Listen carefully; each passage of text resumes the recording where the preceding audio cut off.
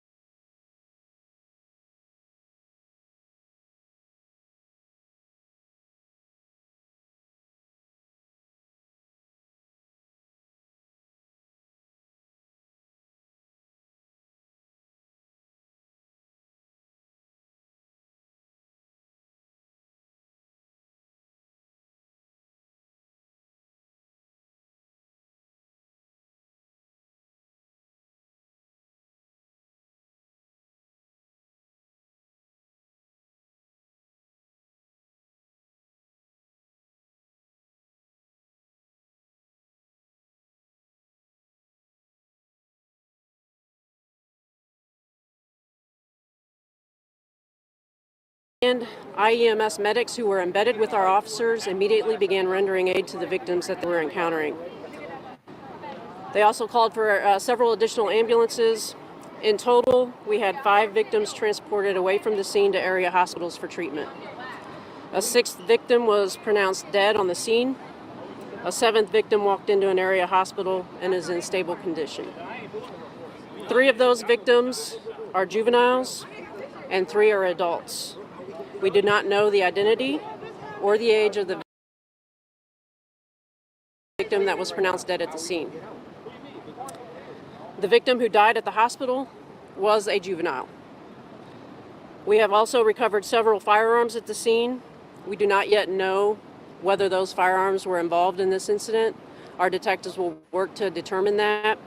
And we have multiple people, about 7 people detained for further investigation. We also don't know their involvement at this point in time. The investigation is early.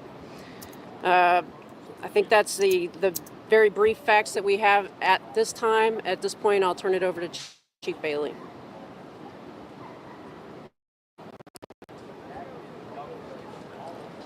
Chris Bailey, Chief of Police for the Indianapolis Metropolitan Police Department.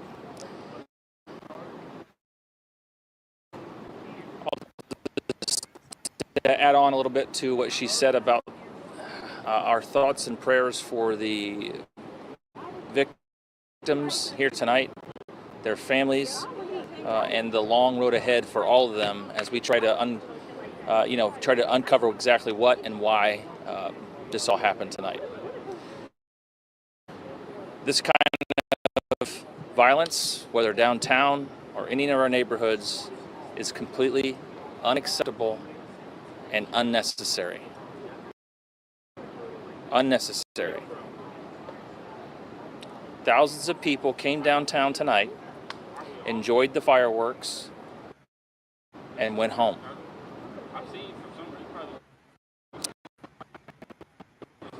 Thousands more chose to come down here and all night cause trouble.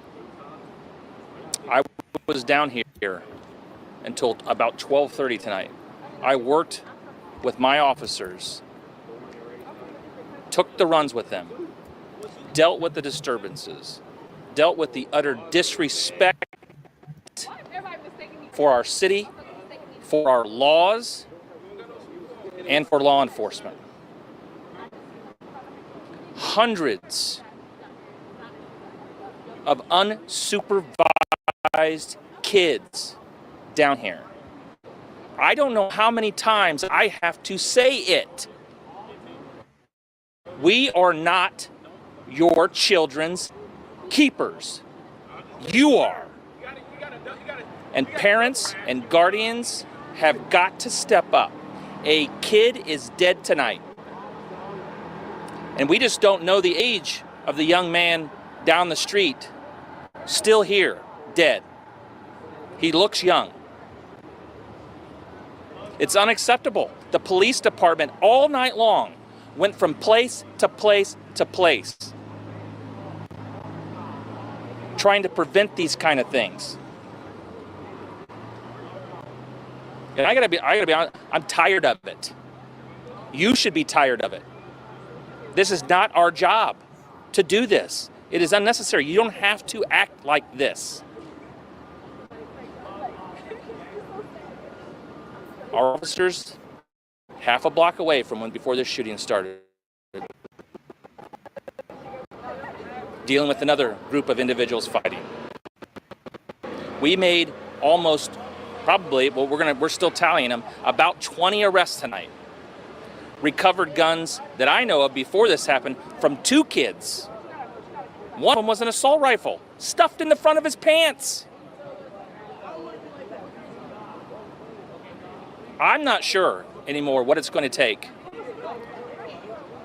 for some in our community to wake up. I've said it. This is where the kids are. This is where they are on Friday and Saturday nights. If you want to engage them, if you want to help them, you want to prevent some of this violence, this is where they are. Here, they're here. Come down. I invite all of those who think that I'm exaggerating this or that I'm saying just because it's downtown. No, nowhere else in the city is this concentration of people in one small area, less than a half a mile. Come down and see for yourself. You don't have to take my word for it.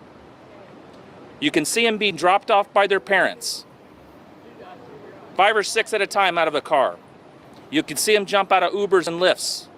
And you can see them jumping off the buses that they ride down, that they miss and then linger around downtown. Heck, look to your left. You're still going to see some people that probably shouldn't be out there right now, lingering. Not going to bars, not going to restaurants, didn't come down here to see the fireworks, shooting fireworks off at our community from the top of parking garages.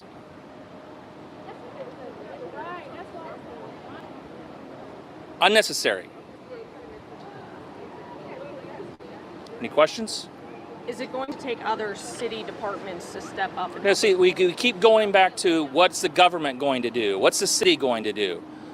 The city's invested in this. Millions of dollars the city, taxpayers, pay for police overtime to staff this 1 square mile area with, there was a couple hundred cops down here between state police and Capitol Police and IMPD and other police department agencies. Yes, we're going to keep doing our job. The city of Indianapolis, government, the police department is going to continue to do our job. We're not going to solve this. Not just by the police. We made 20 arrests tonight. Bailey, you're a dad. Yeah. What would you say to those parents out there? I don't understand it. I know where my kids are at all time. So maybe that's maybe I shouldn't be that way. 16-year-old daughter. I cannot imagine letting her roam around down here tonight like she was, like kids were. Unattended, unsupervised, nothing to do.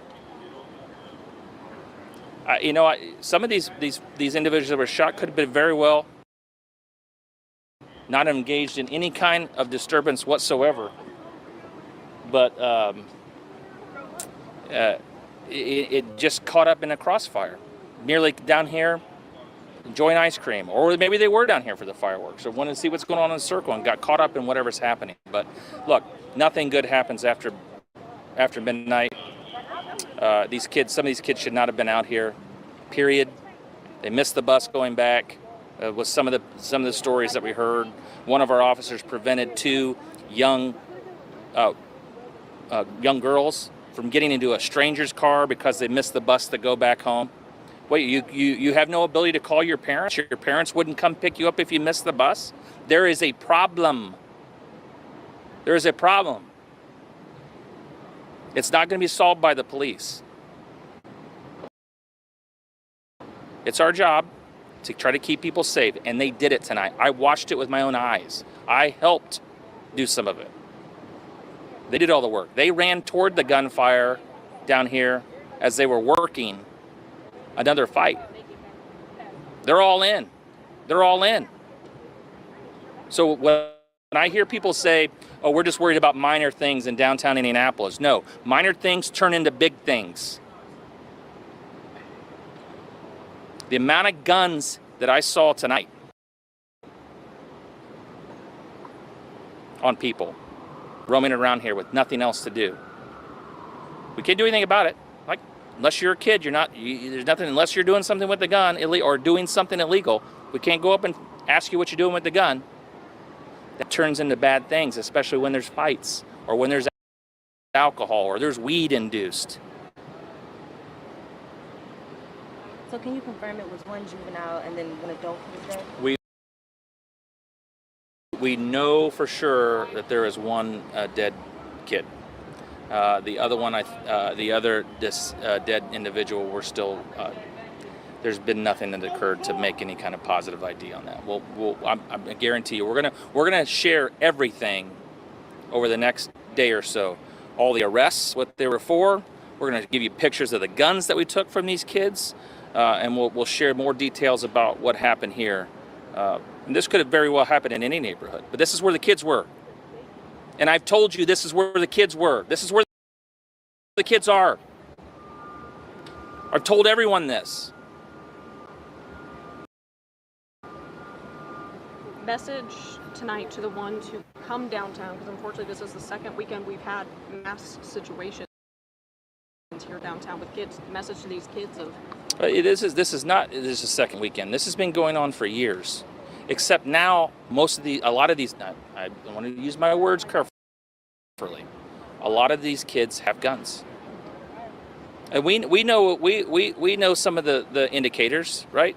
Backpacks on backwards. Some of them are wearing masks and other things where they can easily disguise themselves because there's cameras everywhere. They did it right under a camera tonight. We made those arrests in the Canal shooting and the one at 30 South Meridian Street. Technology helped us do that. We're going to use technology again. We're going to find out who did it, and we're going to hold them accountable. And if I can convince the prosecutor to hold parents accountable, I'm going to do that too. I don't know that I can because there's a set of rules, and why I may see the rules differently than the prosecutor, because the prosecutor has to prosecute them. But I'm going to seek some kind of accountability to parents. There has to be more than just what are the police doing.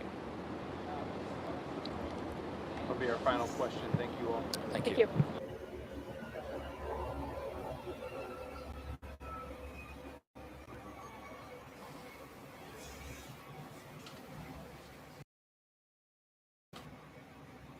As you heard the officer say, he's tired of the YNs killing, My name is Tanya Terry, and I'm the maiming, Deputy Chief of Operations aping, and for IMPD. aping, as we can say that on YouTube, not the hard R, but aping on the YNs, aping, shooting on their streets, period. Okay, they are tired of policing children that need to have supervision by their parents or guardians so that these instances and moments do not occur.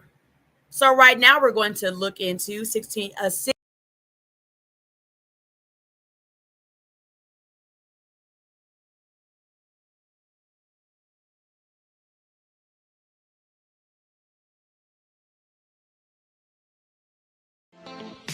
Thanks for watching. Remember to show your support by liking, subscribing, and sharing.